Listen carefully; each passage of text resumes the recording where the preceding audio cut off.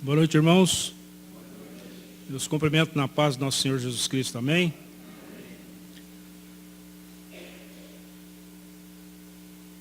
Vamos curvar nossas cabeças, vamos orar nesse instante.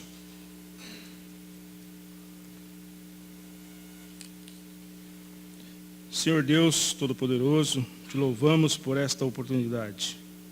É com temor e tremor que estamos diante de a tua palavra santa para falar à tua igreja. É um privilégio, Senhor, mas orienta o teu servo para que ele fale conforme o teu querer. Em nome de Jesus que nós pedimos. Amém. Convido os irmãos a abrirem suas Bíblias no Evangelho de João, capítulo 14, dos versículos 1 a 3. Evangelho de João, capítulo 14, versículos de 1 a 3. Não se turbe o vosso coração. Credes em Deus, crede também em mim. Na casa de meu Pai há muitas moradas. Se assim não fora, eu vos teria dito, pois vou preparar-vos lugar.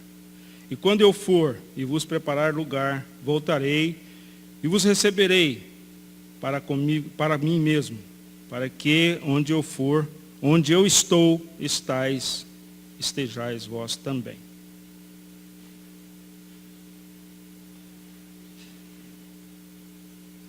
O coração conturbado é uma coisa mais comum do mundo.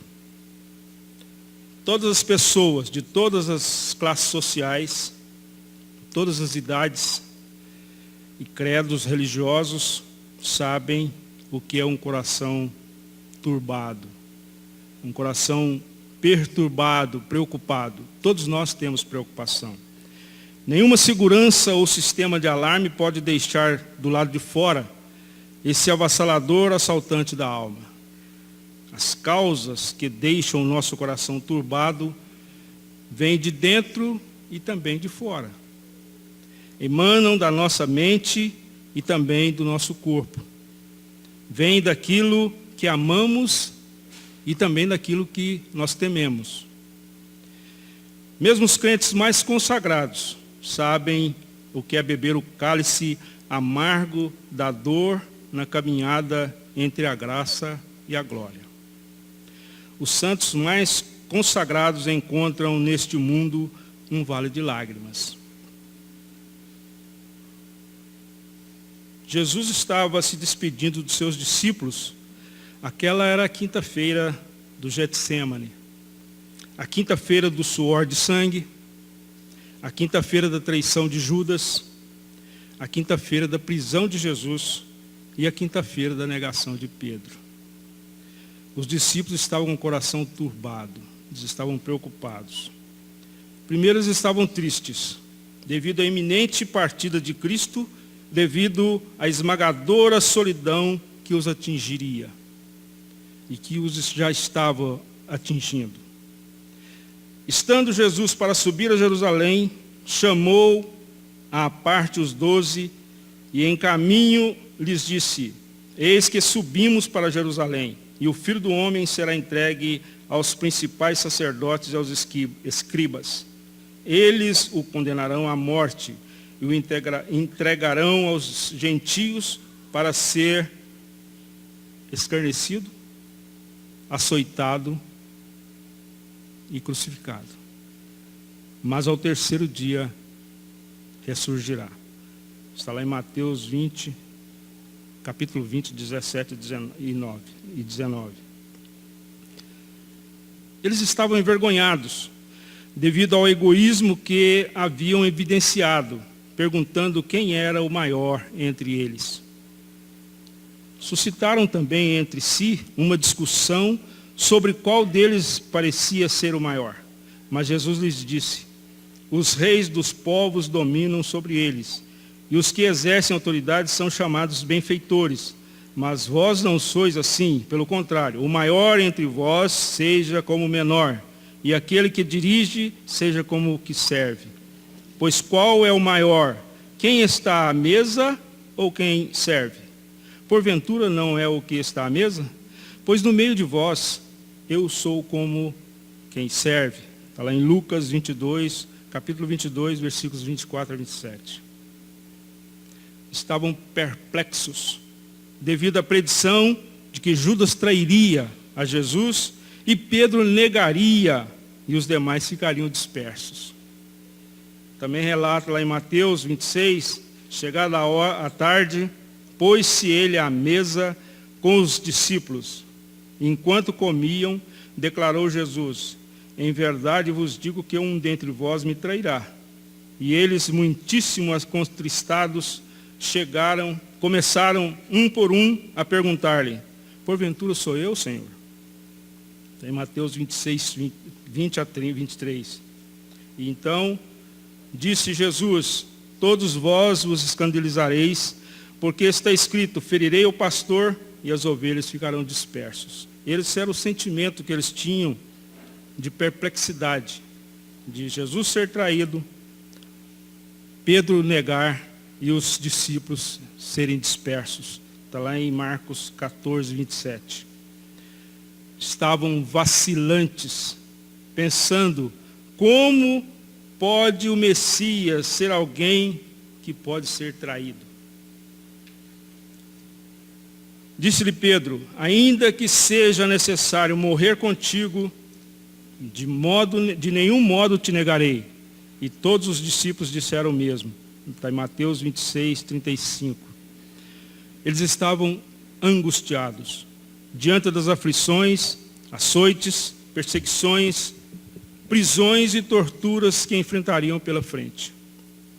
Mas Jesus orou por eles, dizendo: quando eu estava com eles, guardava-os no teu nome, que me destes, e protegi-os.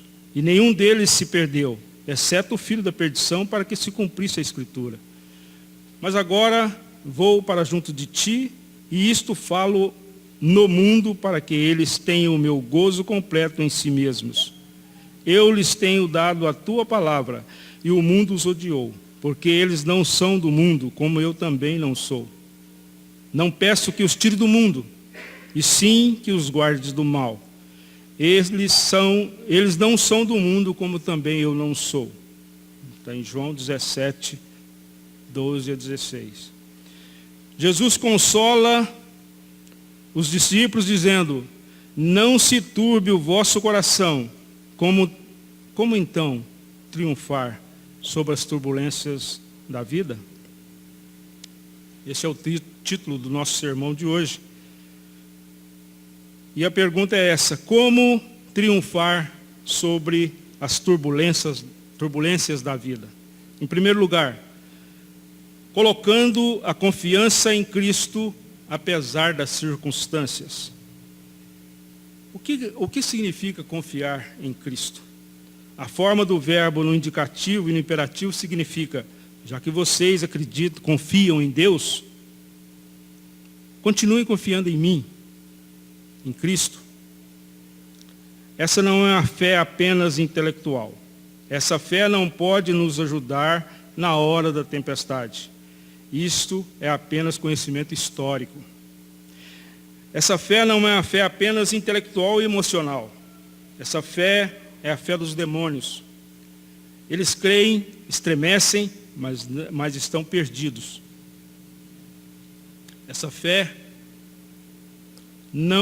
Essa não é uma fé na fé. Uma pequena fé no grande Deus vale mais do que uma grande fé no objeto errado. Muitos dizem: eu tenho uma grande fé. Confio na fé que tem, mas não acreditam no grande Deus. Não creem no grande Deus. Essa não é a fé medrosa. Não é um salto no escuro. Confiar em Deus e no seu Filho é crer, confessar e descansar no seu poder, na sua sabedoria, na sua providência, no seu amor e na sua salvação. A fé em Cristo, o remédio para a doença do coração turbado. As crises vêm, os problemas aparecem, as tempestades nos ameaçam. Os ventos contrários conspiram contra nós, mas continuem confiando em mim, disse Jesus. Em Marcos, capítulo 4, versículo 40, Jesus perguntou aos discípulos: por que sois assim tímidos? Por que não tendes fé? É promessa, é presença, é paz, é poder. As sombras cairão sobre nós, a perseguição virá, a cruz é inevitável. Mas continuem confiando em mim, disse Jesus. As prisões e os açoites nos alcançarão, o sofrimento e a morte nos apanharão, mas continuem confiando em mim, disse Jesus. Virá a solidão, a crise financeira, a doença, o luto, a dor, as lágrimas, os vales profundos, as noites escuras, mas continuem confiando em mim, disse Jesus. A cruz será um espetáculo horrendo. Os homens me cuspirão no rosto e me pregarão numa cruz. Mas continuem confiando em mim, disse Jesus. A fé em Jesus é o único remédio para um coração turbado, para um coração perturbado, preocupado. A fé olha para Jesus e não para a tempestade. A fé ri das impossibilidades. A fé triunfa nas crises. Abraão creu contra a esperança. Paulo, na hora do martírio, disse: eu sei em quem tenho crido. Como triunfar sobre as turbulências da vida? O segundo ponto, sabendo que neste mundo somos peregrinos, mas o céu é o nosso lar. Diante das provas, das tribulações e do sofrimento, precisamos levantar a cabeça e olhar para a recompensa final. Na jornada cristã, é sofrimento, dor, cruz, mas o fim deste caminho é a glória, o céu. A nossa leve e momentânea tribulação produz para nós o eterno peso de glória. O sofrimento do tempo presente não pode ser comparado com as agrúrias e não pode ser comparado com as glórias que estão por vir, a serem reveladas em nós. Olhar para frente, para o céu, para a nossa recompensa, para a nossa herança, para a nossa pátria, para o nosso lar, nos capacita a triunfar sobre as turbulências da vida. Como Jesus descreve o céu? Primeiro, o céu é o nosso destino. A morte não é o fim da vida. A morte não tem a última palavra. O aguilhão da morte foi arrancado. Morrer para o crente é lucro. Morrer para o crente é deixar o corpo e habitar com o Senhor. Morrer para o crente é habitar com Cristo. Quando o crente morre, ele não vai para o cemitério, nem para o purgatório, mas para o céu. O céu é um lugar de gozo e descanso. O céu é onde está o trono de Deus, as hostes de anjos e a incontável assembleia dos santos glorificados. O céu é a nossa pátria. Lá está o nosso tesouro, lá está o nosso galardão, lá está a nossa herança incorruptível. O céu é onde Deus vai enxugar as nossas lágrimas. No céu é onde vamos entoar um novo cântico ao Cordeiro pelos séculos dos séculos. Nós não ficaremos cansados. Como às vezes, quando chegamos à igreja, nós nos cansamos de ouvir alguma coisa e não glorificamos ao nosso Deus.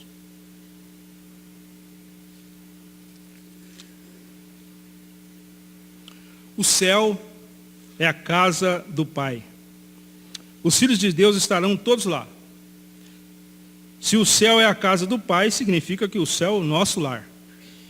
Aqui no mundo somos estrangeiros, mas no céu estaremos em casa, na casa do Pai. O céu é um lugar de segurança. Lá não vai entrar maldição. Lá não tem gente doente, aleijada, ferida, oprimida. Lá não tem cortejo fúnebre. Lá não tem coração turbado. A casa do Pai é o lugar onde somos amados e aceitos não pelo que temos, mas por quem somos. A casa do Pai é o lugar onde somos sempre bem-vindos. Lá ouviremos: vinde benditos do meu Pai, entrai na posse do reino.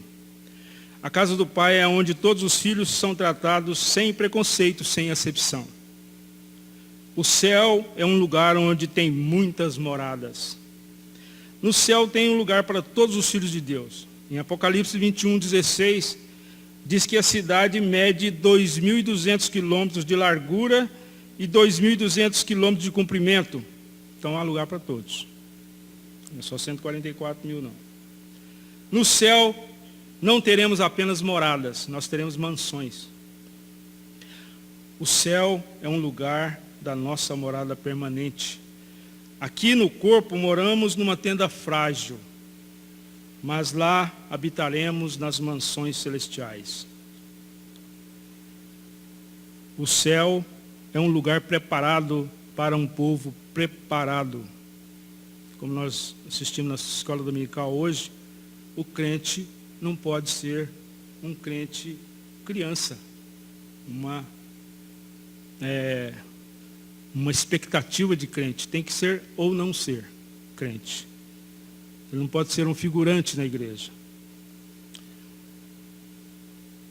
Nós não compramos este lugar no céu. Nós não o merecemos. Ele nos foi dado como presente.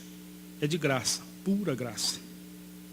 Jesus preparou esse lugar na cruz, na sua morte, ressurreição, ascensão e intercessão. Lá na cruz, Jesus abriu-nos um novo e vivo caminho para Deus. Ele é o caminho, a verdade e a vida. Ninguém pode ir ao Pai senão por Ele. Ele entrou no céu como nosso precursor. Ele nos antecipou. Ele entrou na glória primeiro como nosso irmão primogênito. O céu é um lugar onde teremos comunhão eterna com Cristo. A maior glória no céu, ou do céu, é estarmos com Cristo para sempre e sempre. Vamos contemplar o seu rosto, vamos servi-lo, vamos exaltá-lo. A eternidade inteira não será suficiente para nos deleitarmos nele, para exaltarmos a sua majestade. Assim como muitos dos cristãos hoje se cansam ao orarem, se cansam ao permanecerem na igreja, porque ou o sermão é muito longo, lá no céu nós não teremos isso. Então temos que aproveitar aqui, acostumando aqui, para que quando chegarmos no céu não termos preguiça. Mas lá não haverá preguiça, então o preguiçoso não vai entrar no céu.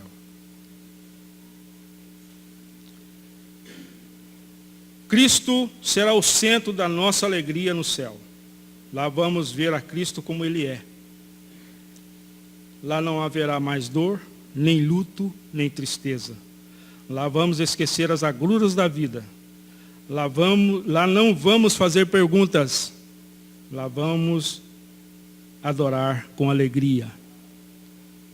Muita gente faz muita pergunta que não está no contexto, mas lá não haverá pergunta nem dentro do contexto, porque não há razão de perguntas. Pela glória de Deus não há razão de perguntas. O céu é o lugar onde teremos plena comunhão uns com os outros. No céu seremos uma só família. Vamos nos conhecer. Vamos nos relacionar em pleno e perfeito amor. Enquanto que aqui agora nós temos problema até na própria família que não é cristã, ou mesmo dentro da família cristã, na igreja, não temos comunhão um com os outros. Lá no céu seremos uma só família. E uma família que não terá conflito. No céu vamos abraçar os patriarcas, os profetas, os apóstolos, os nossos entes queridos que nos antecederam. E o terceiro ponto, como triunfar sobre as turbulências da vida? Sabendo que não estaremos sozinhos, mas Jesus voltará para nos buscar. Como Jesus virá? Jesus voltará certamente. Ele prometeu, ele disse: eu voltarei, venho sem demora, eis que cedo venho, vigiai para que esse dia não vos apanhe de surpresa. Jesus voltará pessoalmente. O mesmo que subiu é o que voltará. Ditas essas palavras, foi Jesus elevado às alturas à vista deles, e uma nuvem o encobriu dos seus olhos. E estando eles com os olhos fitos no céu, enquanto Jesus subia, eis que 2 varões vestidos de branco se puseram ao lado deles e lhes disseram: varões galileus, por que estão olhando para as alturas? Esse Jesus que dentre vós foi assunto ao céu, virá do modo como viste subir. Está lá em Atos 1, 9 a 11. Ele voltará entre nuvens, voltará em glória. Jesus voltará visivelmente. Tem um filme aí que eles foram deixados para trás, se não me engano, que as pessoas desaparecem. Simplesmente tem 2, fica um só e espantado porque a pessoa desapareceu. Não é o que diz a Bíblia. Todo olho o verá. Todas as nações se lamentarão sobre ele. Ele virá com o clangor da trombeta de Deus. Será o evento mais estupendo da história. Será o dia do fim. Jesus voltará gloriosamente. A última palavra não será do mal. A verdade triunfará sobre a mentira. O ímpio não prevalecerá na congregação dos justos, mas será disperso como a palha. A igreja triunfará com Cristo. Quando a voz do arcanjo soar e a trombeta de Deus ressoar, Cristo aparecerá nas nuvens como relâmpago, com poder e muita glória. Jesus matará o anticristo com o sopro da sua boca. Ele julgará as nações. Ele lançará os ímpios e o diabo no lago de fogo. Receberemos um novo corpo e subiremos com ele. É um consolo saber que o melhor está por acontecer. Que não caminhamos para um fim triste, lamentável, mas para um fim glorioso, apoteótico. Quando Jesus voltará? Jesus voltará inesperadamente. Portanto, vigiai, porque não sabeis em que dia vem o vosso Senhor. Mas considerai isso: se o pai de família soubesse a que hora viria o ladrão, vigiaria e não deixaria que fosse arrombada a sua casa. Por isso, ficai também vós apercebidos, porque a hora em que não cuidais, o Filho do Homem virá. Mateus 24, 42 a 44. Para a nossa aplicação, não se turbe o vosso coração. Essa passagem de consolo supremo foi oferecida por Jesus num momento de muito sofrimento, por causa da iminente traição de Judas e da deserção de Pedro, além do que foi dada somente algumas horas antes da agonia do Getsêmani e do tormento da cruz. No entanto, suas afirmações estão impregnadas de um tom de paz sublime, cuja finalidade era ministrar ao coração temeroso, o coração turbado dos apóstolos, e não focalizar nas dificuldades de Jesus. Que Deus nos abençoe e que nós tenhamos, da parte de Deus, forças e encorajamento para esperar tão glorioso dia. Amém?